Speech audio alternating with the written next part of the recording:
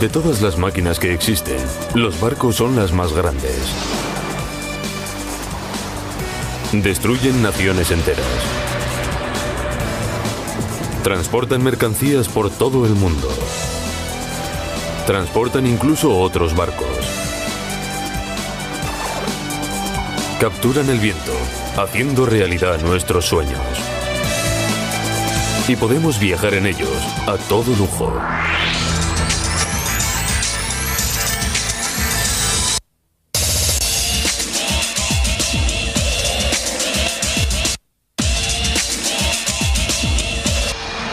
Supermáquinas, grandes barcos. Poderío y gloria.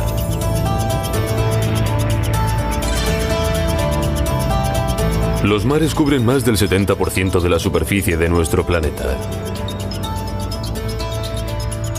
Las naciones que han controlado los mares han controlado el mundo.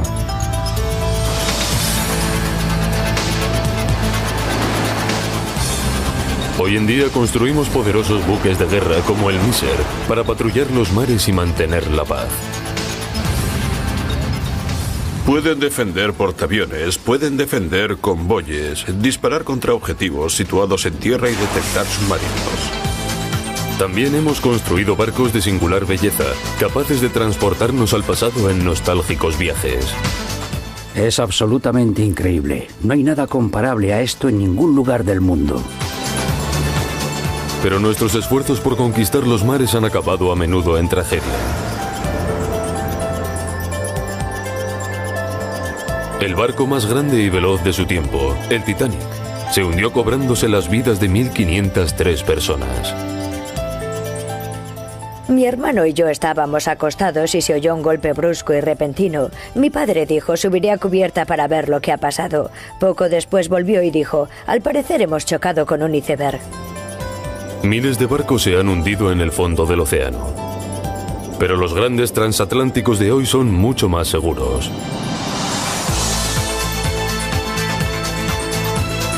El transatlántico más lujoso de nuestros días es el Explorer of the Seas. Es el mayor barco de pasajeros de cuantos se han construido. Mide más de 330 metros de proa a popa, como 3 estadios de fútbol americano juntos. Es el transatlántico más grande de cuantos existen en la actualidad. Si cada uno de sus camarotes estuviera ocupado con toda la tripulación y el pasaje máximo al completo, tendríamos a bordo 5.040 personas. La construcción del Explorer costó más de 600 millones de euros y 3 años de trabajo. Es el Nova más en buques para cruceros de lujo.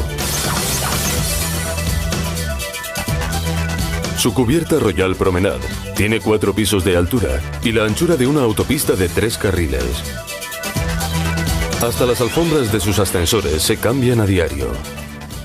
El Explorer of the Seas es como de otro mundo, no puedes creer que vas en un barco. Lo que se ve aquí parece imposible de ver en un barco. La gente cree estar soñando cuando viaja en un barco de estas dimensiones.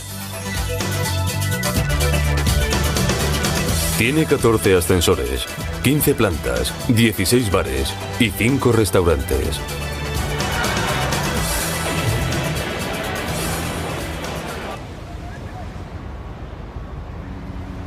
En este viaje el Explorer zarpará desde Southampton, en Inglaterra, del mismo puerto del que zarpara el Titanic en 1912.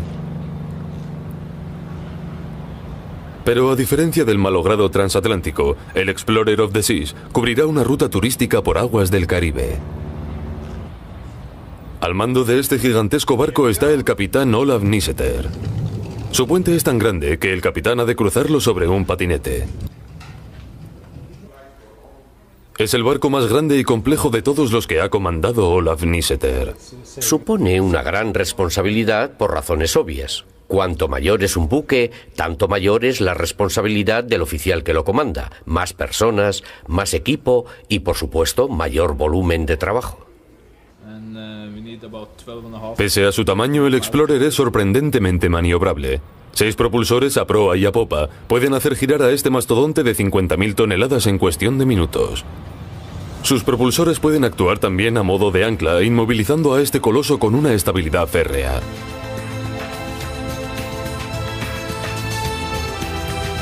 A cargo de los pasajeros está el director del hotel, Bob Tabadia. Para que se hagan ustedes una idea, tenemos 1.557 camarotes a bordo. Y cuando hablamos de plena ocupación, es decir, cuando está ocupada hasta la última cama individual, estamos hablando de unos 3.820 pasajeros, a los cuales tenemos que sumar los 1.223 empleados que trabajan a bordo. Por tanto, hay mucho que lavar y limpiar, pero podemos con todo.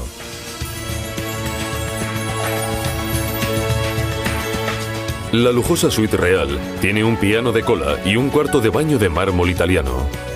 Este es el más lujoso de todos los barcos en los que ha trabajado Bob Tabadia. Cada vez que me levanto por la mañana y vengo aquí abajo me digo, wow, este es un gran lugar en el que trabajar. Pero creo que lo que me hace más feliz de todo es que cada vez que viene alguien nuevo a bordo, veo reflejados en él mis mismos sentimientos y experiencias, y eso es algo que verdaderamente me emociona. Pero la idea de los lujosos transatlánticos lleva entre nosotros más de 100 años. Antes de la era del avión, los transatlánticos eran el único medio para atravesar los grandes océanos. Barcos como el Lusitania eran el máximo exponente de los mejores transatlánticos. Los adinerados pasajeros tenían que pasar días y días en el mar y querían hacerlo con el debido lujo.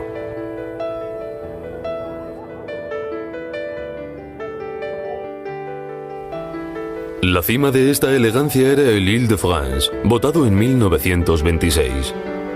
En su época, era el barco más grande construido hasta entonces, y su decoración rivalizaba con la de los mejores hoteles. Había una pugna entre países por ver cuál era capaz de construir el barco más veloz y más lujoso. En 1934, los británicos votaron el Queen Mary. Pero el pináculo de la elegancia llegó en 1938, con el Queen Elizabeth. Enviamos rumbo a su misión a este noble barco.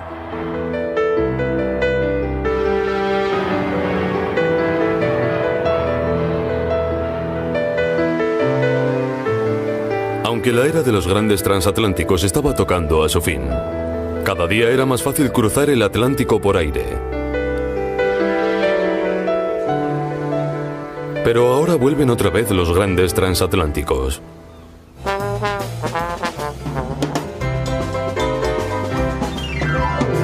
En el Explorer of the Seas, la diversión y el entretenimiento son auténticamente fuera de serie. Sus bares son el sueño de cualquier diseñador de interiores. El comedor imperial tiene 3 plantas con cabida para cerca de 2.000 personas, lo que le convierte en uno de los restaurantes más grandes del mundo. Junto con la comida va incluido, por supuesto, el espectáculo, pero lo que hace de este barco algo tan único y especial es que al día o a los 2 días de embarcar estás en un mundo totalmente nuevo. Puedes desembarcar en otro puerto, en un lugar maravilloso. Aunque yo creo que este barco es el mejor puerto de todos los que tocamos, puedes hacer de todo. Puedes hacer lo que quieras. Pregunta número 1. ¿Traéis las pilas cargadas? ¿Estáis electrizados? Ken Rush dirige a un equipo de 114 artistas. ¡Comienza el espectáculo! El Palace tiene un aforo de 1.350 localidades y pone en escena 2 espectáculos en vivo cada día. El barco dispone incluso de una pista de patinaje sobre hielo. Pero tal vez usted prefiera su Casino Royal. O bailar toda la noche en su Club Chamber. El Explorer of the Seas cuenta también con un gran complejo deportivo que incluye 4 piscinas, 6 salas de jacuzzi y el balneario flotante más grande del mundo. Hay incluso una pared de rappel adosada a su chimenea y una cancha de baloncesto reglamentaria. Pero las condiciones a bordo de un transatlántico no son siempre tan maravillosas como anuncian los folletos. Hasta los barcos de este tamaño han de enfrentarse a veces a condiciones climatológicas sumamente adversas. En 1956, el Andrea Doria colisionó con otro barco de pasajeros en medio de un denso banco de niebla y se hundió en el Atlántico. 51 personas perecieron en esta tragedia. En 1991, el océano zarpó de Ciudad del Cabo, Sudáfrica, en dirección hacia una terrible tormenta. Se abrió una gran vía de agua y lentamente comenzó a escorarse. La guardia costera logró rescatar a todos los pasajeros del barco antes de que éste desapareciera finalmente bajo las olas. ¿Podría ocurrir una tragedia similar a bordo de un moderno transatlántico? Si se dan las peores circunstancias, puede ocurrirle a cualquier barco. Pero hoy en día se construyen barcos muy seguros. Los transatlánticos más modernos poseen radares inteligentes que los mantienen a distancias seguras de otros barcos u obstáculos. Pero utilizan todavía medidas de vigilancia más convencionales como refuerzo. Si ocurriera lo peor, hay compartimentos estancos para evitar que el agua inunde todo el interior. Y 26 lanchas salvavidas con capacidad para todo el pasaje y la tripulación. Hoy en día está prohibido tener una capacidad de rescate inferior al número de pasajeros, así que el barco en ese aspecto es bastante seguro. Pero no todos los transatlánticos han transportado suficientes lanchas salvavidas, y el resultado fue una terrible pérdida de vidas humanas en uno de los peores desastres marítimos de todos los tiempos.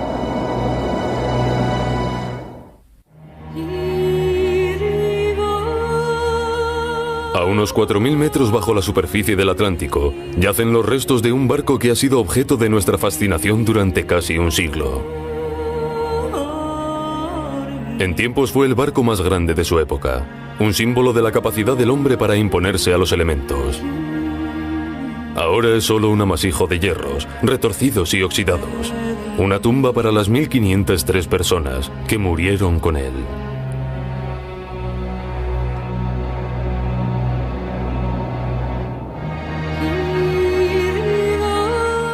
El monumento levantado en memoria del Titanic en Belfast, Irlanda del Norte, exhibe los nombres de todos los que murieron en aquella terrible catástrofe. Ni siquiera hoy se sabe con certeza por qué aquel barco supuestamente insumergible se hundió en el océano.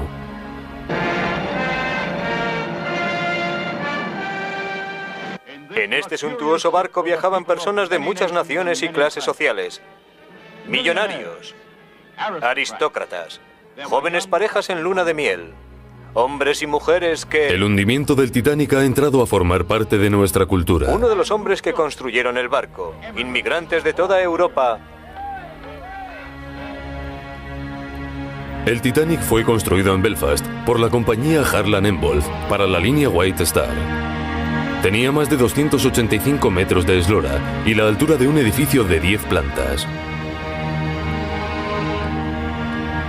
Era la máquina más grande construida hasta entonces. El Titanic era la cima del lujo, el reflejo de la nueva riqueza de la era del rey Eduardo.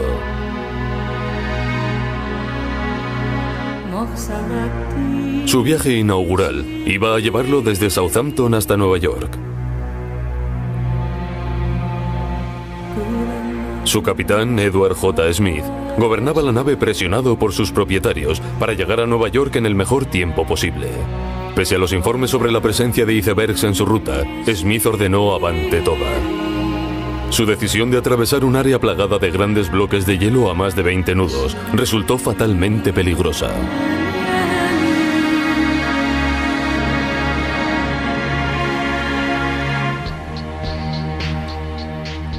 A las 11:38 de la noche fue avistado un iceberg.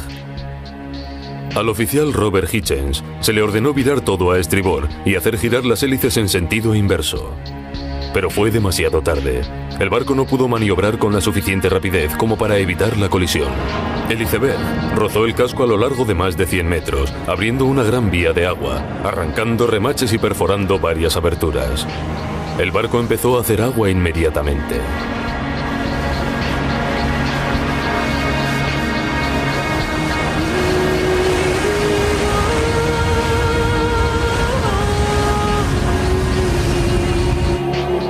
David Livingstone trabaja como arquitecto naval para Harland & Wolff y es un experto en el Titanic. Una vez que ese iceberg tocó el casco del Titanic, tal como lo hizo, perforando 5 de sus compartimentos, estaba ya sentenciado. A razón de unas 25.000 toneladas de agua por hora penetrando a bordo, ni siquiera un barco moderno hubiera podido desalojar toda esa agua. ¿Cuántas personas hay a bordo? 2.200 o más. ¿Y para cuántas hay espacio en los botes? 1200. Cuando el Titanic chocó contra el iceberg aquella noche, había 2.200 pasajeros a bordo. Entre ellos estaba Melvina Dean. Había nacido hacía solo 9 semanas y su familia iba a emigrar a los Estados Unidos. Por aquel entonces había una escasez generalizada de carbón y el barco en el que habían reservado plaza no tenía suficiente, por lo cual fueron transferidos al Titanic. Siendo un viaje inaugural y de tanta importancia, el carbón fue para el Titanic. Mis padres estaban encantados y embarcamos en el Titanic. Aunque Melvina era demasiado joven para recordar, su madre le contó lo ocurrido aquella trágica noche. Mi hermano y yo estábamos acostados. Se oyó un fuerte golpe. Mi padre dijo, subiré a cubierta para ver qué ha pasado. Poco después volvió y dijo, según parece hemos chocado contra un iceberg. Despierta a los niños y súbelos a cubierta lo antes posible. La familia logró llegar hasta los botes salvavidas. Mi madre se despidió de mi padre y él le dijo, me reuniré con vosotros más tarde. La ayudaron a subir al bote número 13. Yo era tan pequeña que no podían sujetarme bien, así que me metieron en un saco y me subieron al mismo bote. Pero una vez en él mi madre descubrió que a mí me habían embarcado con ella, pero a mi hermano no.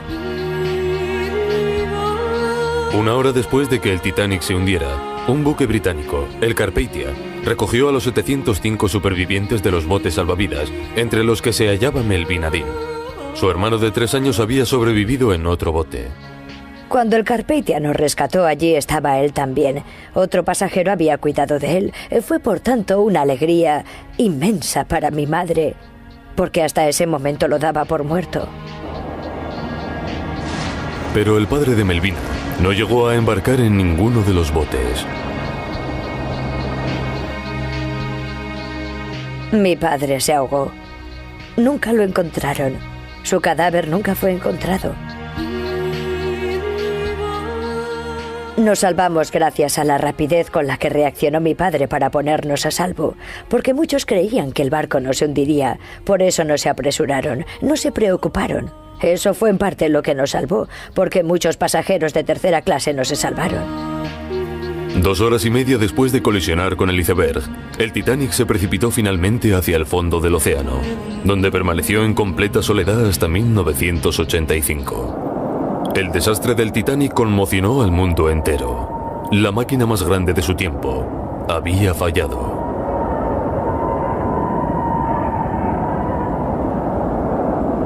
Pero ahora el Titanic está a punto de renacer y completar por fin su viaje a Nueva York inicialmente previsto.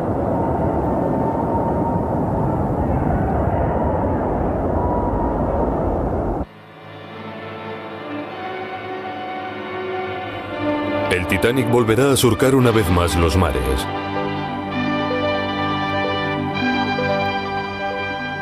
Un consorcio empresarial está construyendo el Titanic 2.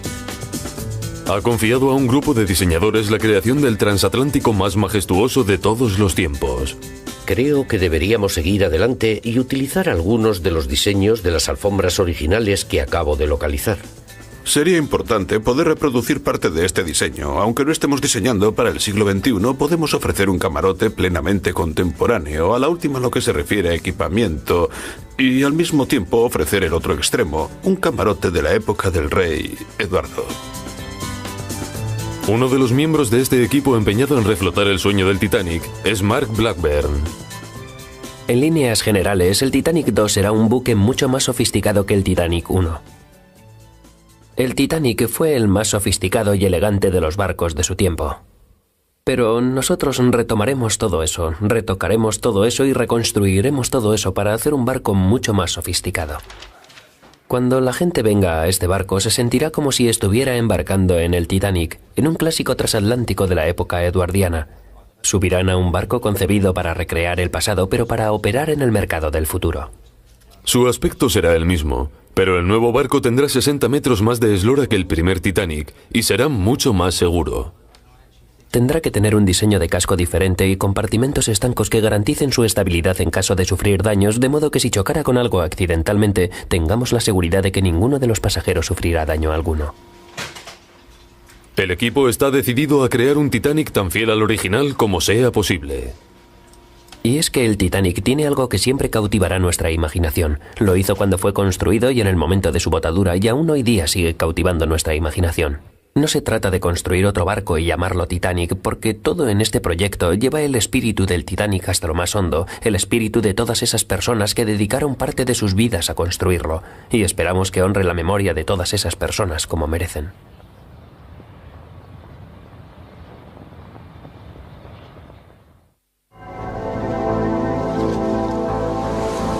La nostalgia vuelve a estar de moda.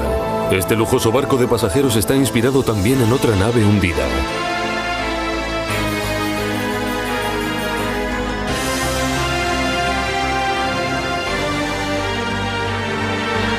Estos pasajeros van a viajar en el Royal Clipper, el velero más lujoso del mundo. Basado en un viejo barco alemán, el Preußen, hundido a principios del siglo pasado, el Royal Clipper es el velero más grande actualmente en funcionamiento, el único velero de 5 mástiles que navega hoy en día.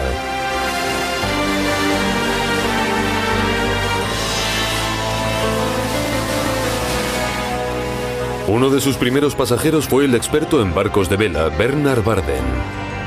Este es uno de los barcos más grandiosos que se hayan construido. El sueño hecho realidad de cualquier navegante. No se ha construido un velero como este desde hace décadas. El hombre que construyó este barco es un amante de los grandes veleros y yo le admiro por ello, porque yo también adoro los grandes barcos de vela y esta es mi oportunidad para navegar de nuevo en un barco como este. Nunca pensé que podría llegar a hacerlo. Es maravilloso, es exquisito, es precioso. Los Clippers eran buques de carga construidos para transportar grano, té y materias primas alrededor del mundo. Estos cargueros de madera se abrían paso a través de helados mares y gigantescas olas para circunnavegar el globo y llevar su preciada carga hasta los puertos de Europa y América.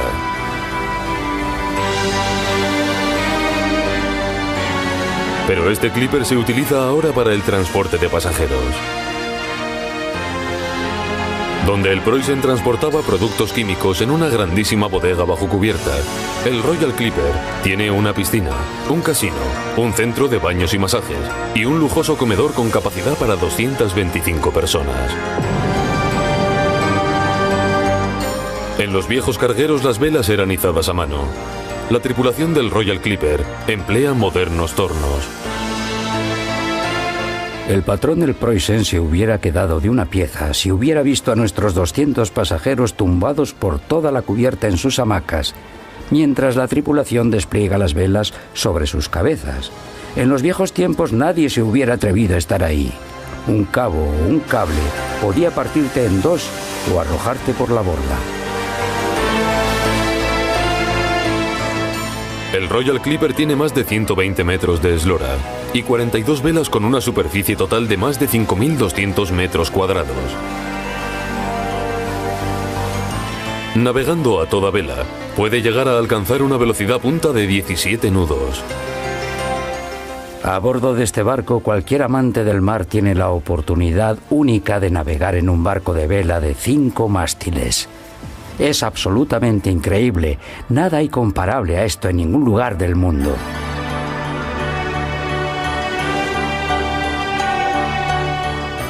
Se trata de un velero verdaderamente único. Lo siento, pero es que me conmueve. Es algo fabuloso. Realmente fabuloso.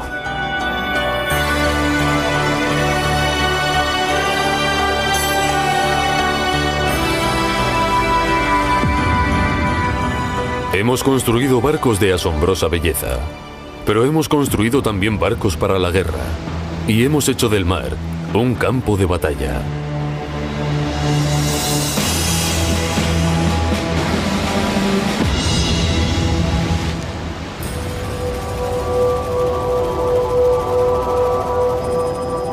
En las plácidas aguas del Caribe, la fuerza naval tecnológicamente más avanzada del mundo está realizando una misión de entrenamientos y ensayos. Una flota de poderosos buques de guerra está probando las últimas armas navales. El destructor Miser es una de las máquinas de guerra más sofisticadas del mundo.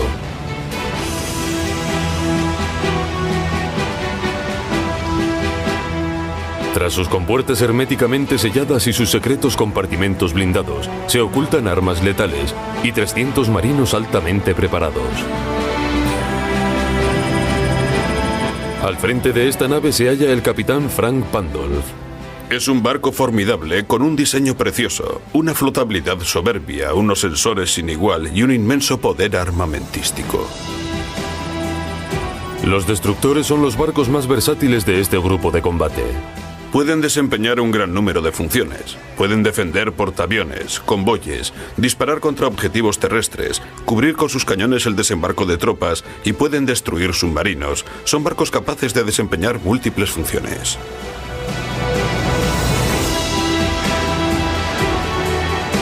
Están equipados con una impresionante selección de armas de la más alta tecnología. Lo más destacado son sus misiles superficie-aire, un arma de largo alcance altamente letal.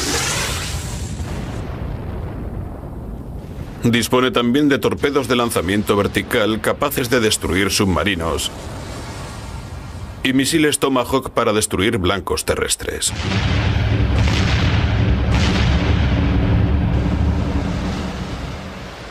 Como parte de las maniobras, el Miser efectuará pruebas con misiles SM-2.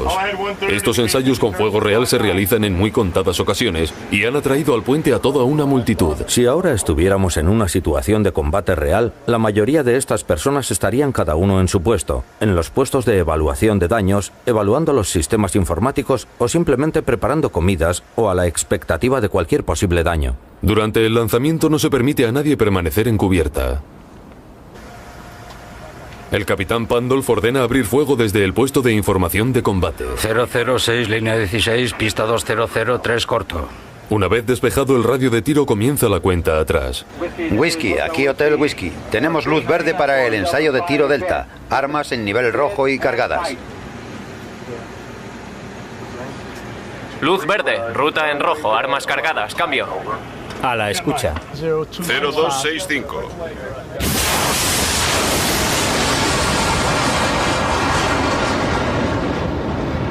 Los misiles vuelan hacia su objetivo a velocidades de más de 3.200 kilómetros por hora, casi 3 veces la velocidad del sonido. Arma en ruta a 80265. Hotel Whisky, aquí Julieta, arma en ruta 5005, corto. Un impacto perfecto. Nos han confirmado que el misil ha impactado de lleno sobre el blanco teledirigido. Eso nos da confianza en el buen funcionamiento de nuestros sistemas. El lanzamiento ha ido muy bien. Montar todo este despliegue y después en segundos lograr este impacto, un blanco perfecto, es muy gratificante. Estamos felices y orgullosos. El Miser es capaz de destruir blancos situados a varios cientos de kilómetros.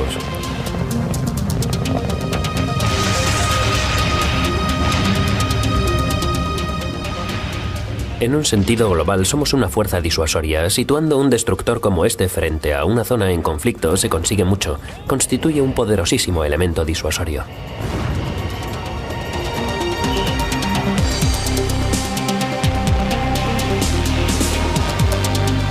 Un destructor posee un amplio radio de maniobras defensivas.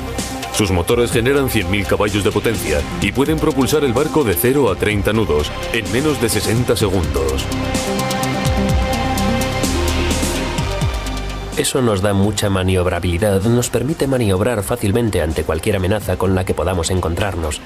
Si estamos persiguiendo a un submarino y nos lanza un torpedo, podemos maniobrar rápidamente para evitar ese torpedo, librándonos así de tener que enfrentarnos a todos los daños que pueda causarnos. Pero no hay un solo barco en el mundo que no pueda ser hundido.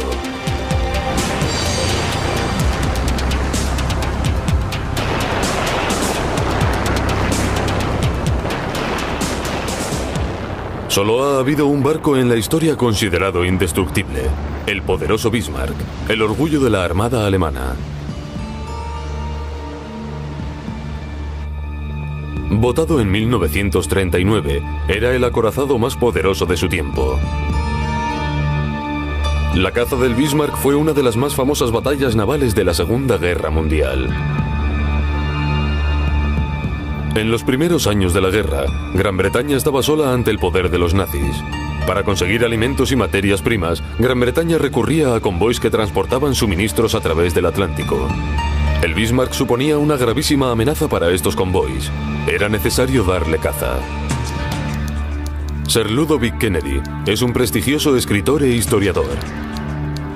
Fue oficial del destructor británico Tartar, uno de los buques a los que se encomendó la caza del Bismarck.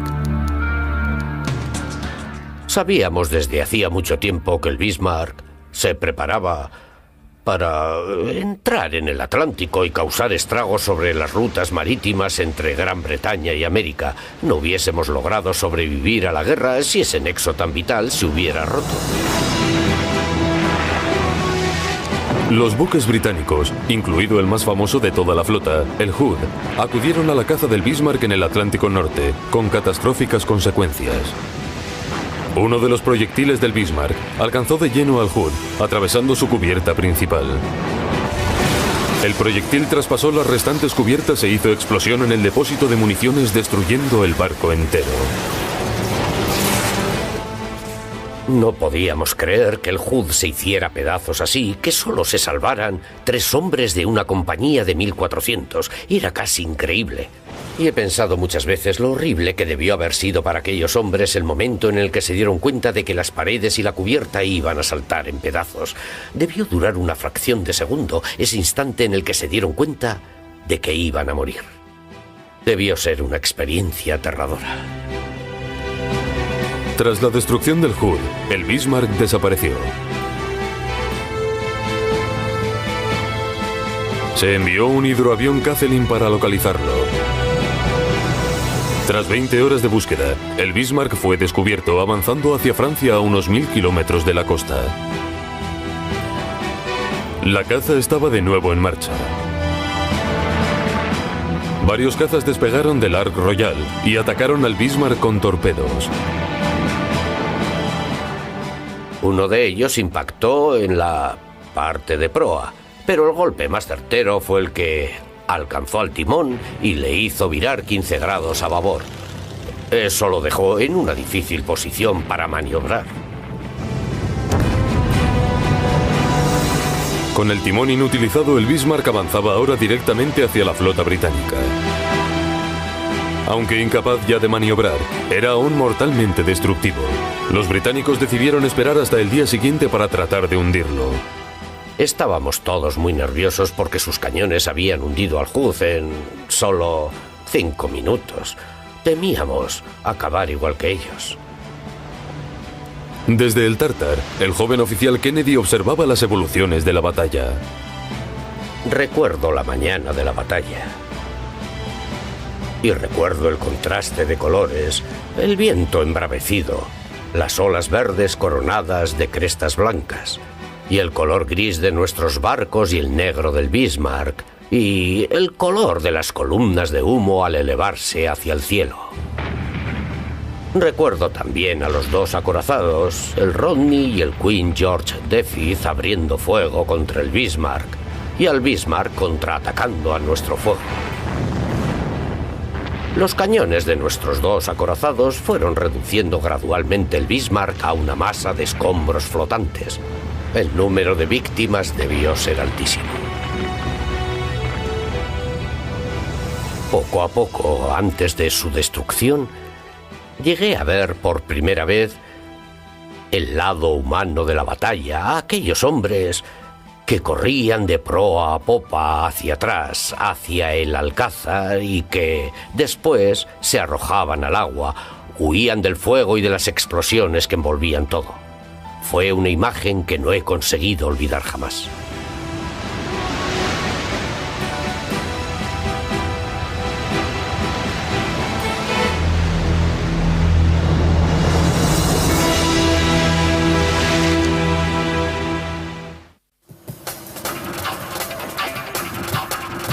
El Blue Marlin es un carguero de gran tonelaje diseñado para transportar cargamentos gigantes, incluso a otros barcos. Este inmenso buque tiene 235 metros de eslora y carga sus mercancías hundiendo su cubierta bajo el agua. Hoy la Marina necesita transportar un buque detector de minas al Golfo Pérsico. Un difícil viaje que podría ocasionar daños a estos costosos buques de más de 125 millones de euros cada uno. La operación se desarrolla bajo la supervisión del capitán Gregon Grant, del Mando de Transporte Marítimo. El Blue Marlin se compone básicamente de una serie de grandes tanques de agua. Se sumerge lastrándose, bombeando agua al interior de esos tanques. Una vez que los buques detectores de mina estén a bordo, el Blue Marlin tendrá que desalojar el volumen de agua equivalente para elevar el peso de esa agua, más el suyo propio, sobre la superficie. Para evitar cualquier daño en sus cascos de fibra de vidrio, los ingenieros construyen bloques de madera para colocar sobre ellos a los dos detectaminas. Siempre estamos nerviosos cuando tenemos que cargar en el Blue Marlin un barco. Cuando son dos, la cosa se complica más aún. Cuando los bloques están preparados, el Blue Marlin es desplazado hacia aguas más profundas. Allí es amarrado. Luego sus tanques se abren y comienza a hundirse. Es un proceso lento.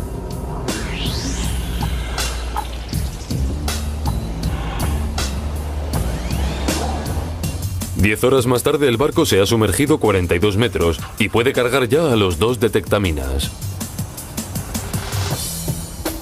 Lo más complejo de esta operación será colocar a los dos detectaminas sobre los bloques de apoyo y descargar el lastre del Blue Marlin sin que el movimiento ocasione daños a ninguno de los buques. El primero de los buques detectaminas, el Cardinal, es maniobrado con todo cuidado hasta su posición sobre el Blue Marlin. Si el Cardinal fuera movido demasiado deprisa, podría golpear la torre central de amarre dañando el delicado casco. Todo ha funcionado correctamente. El primer barco está ya en posición. El segundo será maniobrado por la parte de estribor del Blue Marlin y pronto se procederá a su amarre. Cuando el segundo buque detectaminas, el Raven, está en posición, los motores del Blue Marlin comienzan a bombear agua al exterior para elevar la cubierta.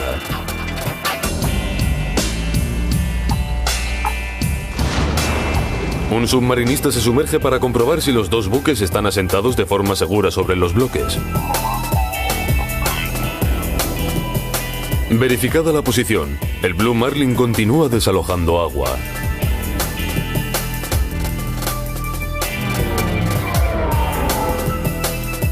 En cuanto la cubierta del Blue Marlin asoma a la superficie, el capitán Gant puede examinar los bloques una última vez. Los bloques parecen haber funcionado bien. Tal vez haya que retocar y modificar algunos un poco, pero en general no hay daños y yo me siento mucho mejor de lo que estaba hace una hora.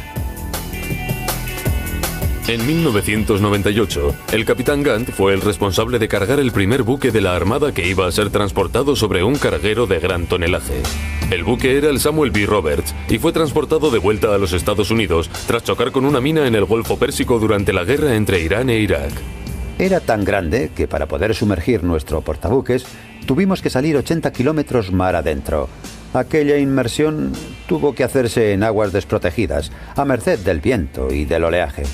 Pero conseguimos cargar el buque maniobrándolo con suma delicadeza. El Roberts fue transportado a lo largo de más de 15.000 kilómetros hasta aguas estadounidenses para su reparación. Los buques como el Blue Marlin son gigantescos y pueden transportar cargamentos gigantescos también, pero son una miniatura comparados con los barcos más grandes del mundo, los superpetroleros.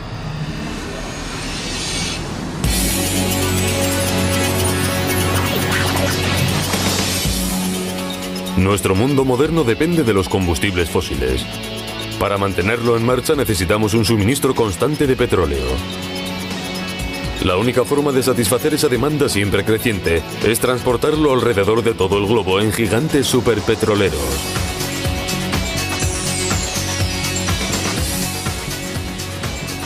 Una de las terminales petroleras con mayor tráfico de Europa es la de Rotterdam, en Holanda. Allí espera para zarpar el Opalia, uno de los superpetroleros más grandes actualmente en funcionamiento. Cargado al máximo, llega a pesar 1/3 de millón de toneladas. Tiene 330 metros de largo, 66 de ancho y 66 de profundidad.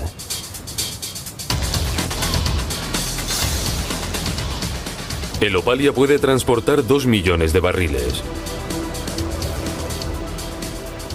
Para hacerse una idea de la cantidad de crudo que puede transportar este superpetrolero, podríamos llenar los depósitos de 5 millones de turismos con todo este petróleo. Un automóvil podría dar 100.000 veces la vuelta al mundo con el petróleo que transportamos a bordo en este momento.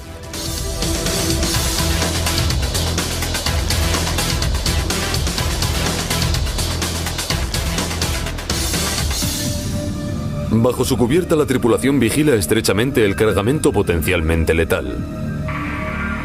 Están en constante alerta ante el riesgo de incendios.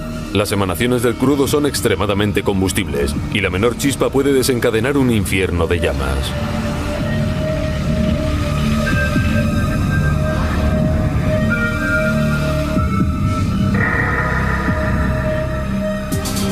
Los modernos superpetroleros como el Opalia previenen los incendios cubriendo el petróleo con un manto de seguridad compuesto por gases inertes. El Opalia tiene también un doble casco para evitar fugas.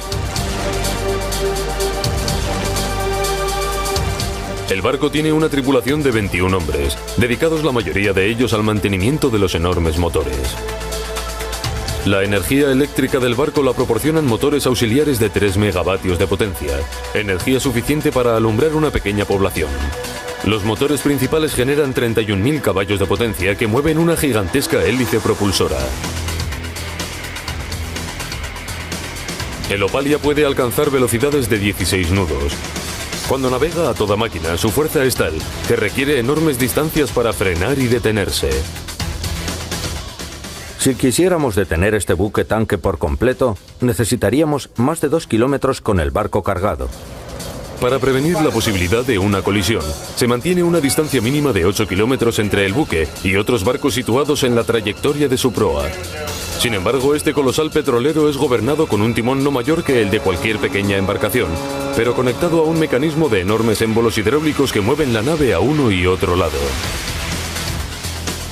Aunque el Opalia está dotado con los últimos avances en equipamiento electrónico de navegación, la tripulación utiliza también mapas de papel y brújulas manuales. En el improbable, muy improbable supuesto de que todos nuestros sistemas electrónicos fallasen, nuestros oficiales están capacitados para utilizar medios manuales y tradicionales de navegación. En el mar, estos enormes buques pueden ser maniobrados con relativa facilidad, pero entrar con ellos en un puerto es algo más complicado.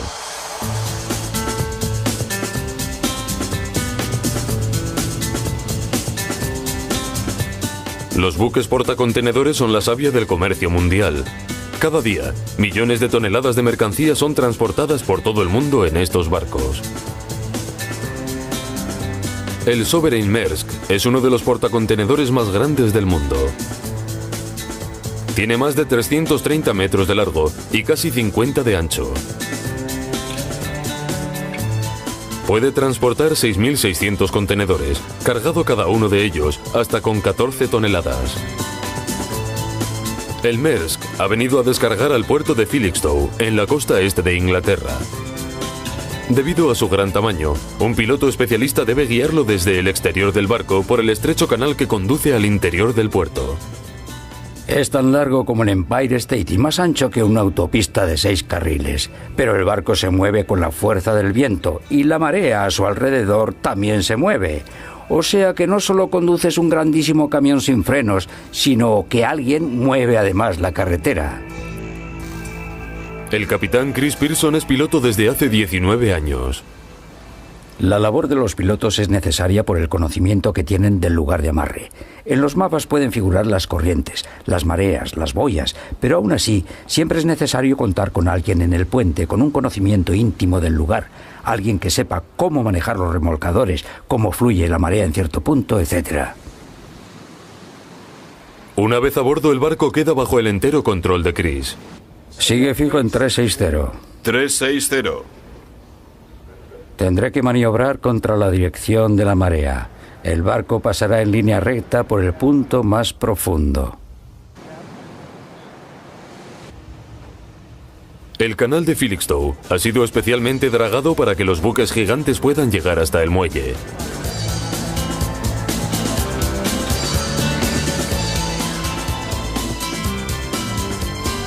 Una vez en el puerto, el Sovereign Maersk es desplazado hacia el muelle mediante remolcadores. Es uno de los 8 portacontenedores que descargarán hoy en Felixstowe.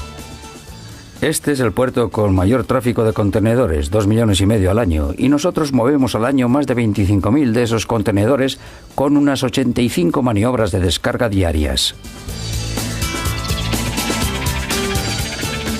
Cada año, alrededor de 70 millones de contenedores son transportados por mar en todo el mundo. Sin los buques portacontenedores, toda nuestra actividad se vería frenada en seco.